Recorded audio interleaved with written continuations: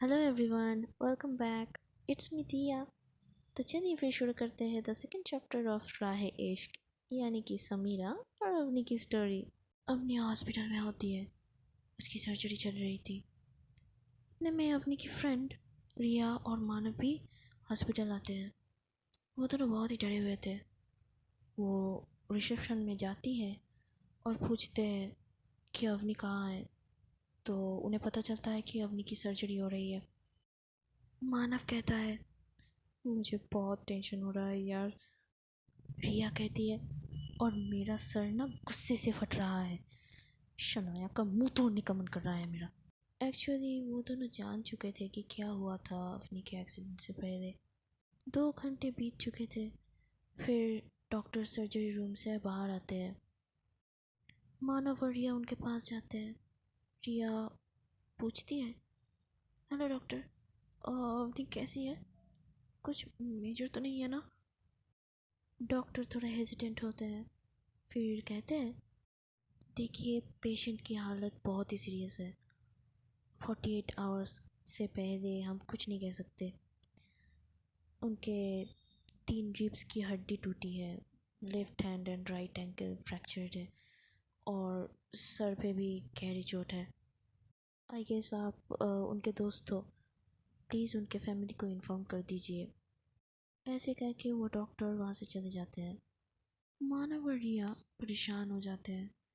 अवनी की माँ अवनी को लेकर पॉजिटिव थी। वो अवनी को अब्रॉड लेके जाना चाहते थे, पर अवनी की ज़िद की वजह से वो अकेली ही चली गई थी। उसकी माँ को अवनी और शनाया के रिलेशन के बारे में भी पता था, बट वो बहुत ही सपोर्टिव थी।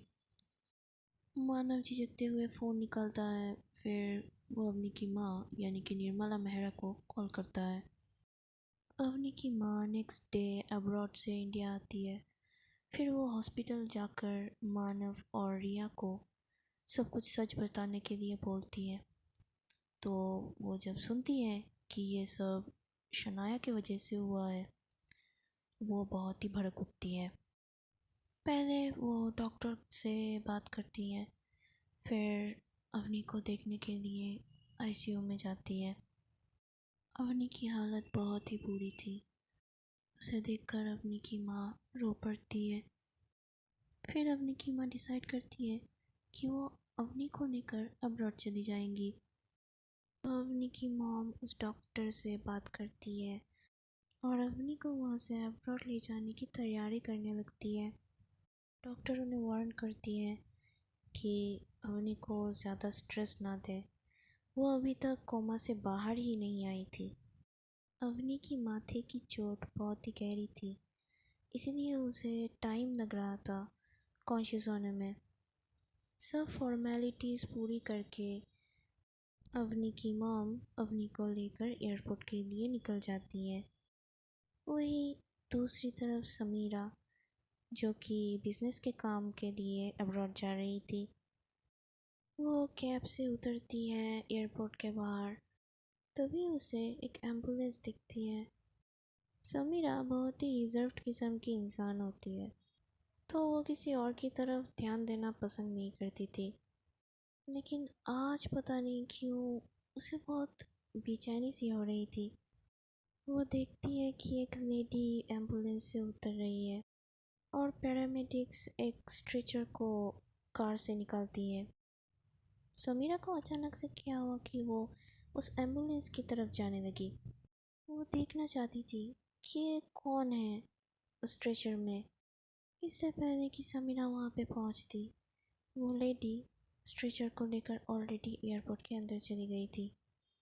समीरा रुक जाती है और सोचती है, अरे ये मैं क्या कर रही थी?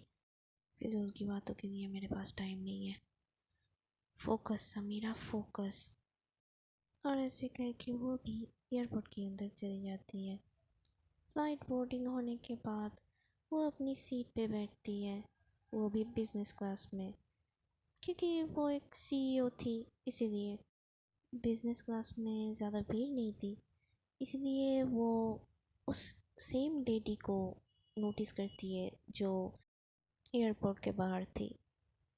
लेकिन वो फुल्ली इग्नोर करती है और विंडो के बाहर देखने लगती है। फिर भी उसके दिल में कुछ बेचैनी सी थी जो वो खुद समझ नहीं पा रही थी। 3 साल बाद एक घर दिखाया जाता है, वो भी लंदन में। निर्मला मेहरा यानी कि अवनी की मॉम, वो बिज़ी होती है पैकिंग करने में, क्योंकि अवनी और अवनी की मॉम 3 साल बाद इंडिया लौट रही थी। अवनी की एक्सीडेंट के बाद वो लंदन में शिफ्ट हो गए थे। अवनी को ठीक होने में करीबन 1 साल तक का टाइम लग गया था, क्योंकि वो सीवियर डिप्रेशन में चली गई थी शनाया के धोखा देने के बाद। इन 3 सालों में अवनी खुद को बहुत समझाती है और अपने माइंड और हार्ट को बहुत ही ज़्यादा स्ट्रॉन्ग कर लेती है। जब अवनी की मॉम कहती है कि उन्हें इंडिया वापस जाना पड़ेगा उनके कंपनी के काम से, तो अवनी भी राज़ी हो जाती है। फिर भी अवनी की मॉम को बहुत ज़्यादा चिंता थी अवनी के लिए। वो नहीं चाहते थे कि अवनी फिर से डिप्रेशन में चली जाए।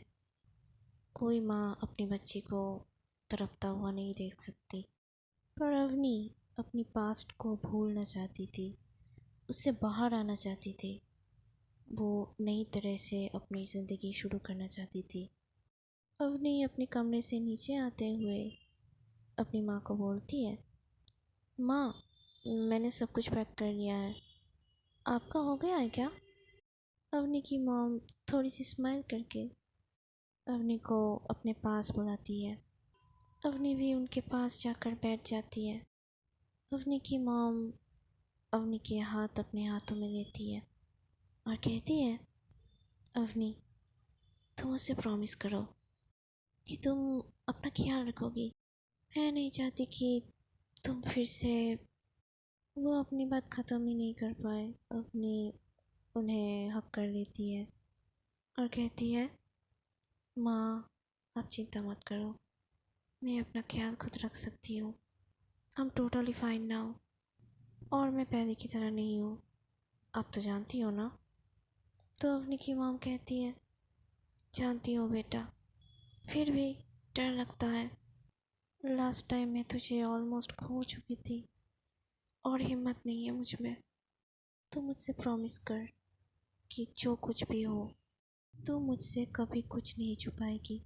अवनी थोड़ा पीछे आती है और बोलती है, अरे माँ, don't worry, I am very strong, you know that right. ऐसे कह के अवनी अपनी माँ के गालों को खींचती है और किस करती है। नेक्स्ट डे वो इंडिया के लिए रवाना हो जाते हैं। इंडिया पहुंचने के बाद वो कैब बुक करते हैं और सीधे अपने घर पे चले आते हैं। निर्मला मेहरा मेहरा इंडस्ट्री की मालकिन थी। उन्होंने खुद बड़ी मेहनत के बाद ये कंपनी बनाई थी। वो चाहती थी कि अवनी उस कंपनी को संभाले, लेकिन अवनी का तो प्लान कुछ और ही था। वो बिज़नेस के बदले आर्ट में इंटरेस्टेड थी, इसीलिए उसने आर्ट कॉलेज ज्वाइन किए थे। वो दोनों घर पहुंचने के बाद अवनी मानव और रिया को कॉल करती है। वो उनसे मिलना चाहती थी। मानव और रिया बहुत खुश थे, तो वो डिसाइड करते हैं वो तीनों मॉल में घूमने के लिए जाएंगे। दूसरी तरफ समीरा, वो बहुत ही गुस्से में होती है और बिना नॉक किए ही वो अपने पापा के केबिन के अंदर चली जाती है। फिर वो गुस्से से पूछती है, डैड, ये सब क्या है? दिल्ली के प्रोजेक्ट के ऊपर मुझे काम करना था, आपने अनिकेत को क्यों दिया? समीरा के पापा कहते हैं, तुम ज़रा अपने गुस्से को काबू में लाओ। तुमने देखा भी है इन 3 सालों में तुम्हारी कंपनी कितनी डाउन गई है मार्केट पे। जिस जिस प्रोजेक्ट के ऊपर तुमने काम किया वही फ्लॉप हुआ है।